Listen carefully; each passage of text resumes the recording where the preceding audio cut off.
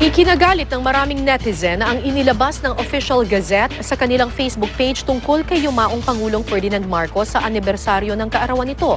Sa naturang caption kasi ng litrato ni Marcos, nakalagay na bumaba ang diktador mula sa kanyang pwesto para maiwasan raw ang karahasan ng people power. Nagdeklara rin daw siya ng martial law para matugunan ang communist insurgency at secessionism sa Mindanao. Ang diktador rin daw ang pinakamatagal na nanilbihang pangulo sa kasaysayan. Pinuna ng netizens ang original na post dahil hindi man lang daw nabanggit ang mga pang-aabuso noong panahon ng martial law. Agad namang pinalitan ng Gazette ang post pero wala na ang mga salitang to avoid bloodshed bilang dahilan umano ni Marcos sa pagbaba sa pwesto noong 1986 People Power.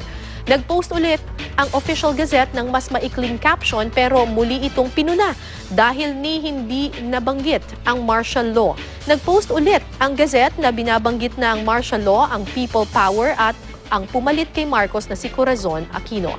Ayon kay Ramon Cualoping III, Assistant Secretary ng Presidential Communications Office, wala umanong bahid politika ang Official Gazette. Hindi rin daw nila layunin na baguhin ang kasaysayan na sinasabi lamang nila ang nakasaad sa mga official records. Sa programang Unang Hirit naman, sinabi ni PCO Secretary Martin Andanar na siya ang nag-utos na isama ang issue ng martial law sa naturang caption. I got wind of that report about 12:20. Kayo na lang, madaling araw.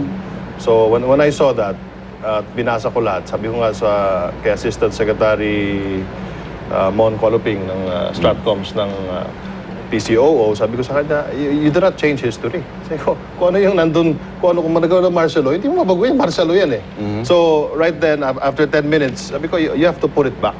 You have to put back martial law and you have to put back na exile si Presidente, and which something that they did. Our Undersecretary for Administration, si Noel Puyat, will be talking to the group, to the Stratcoms group by Tuesday.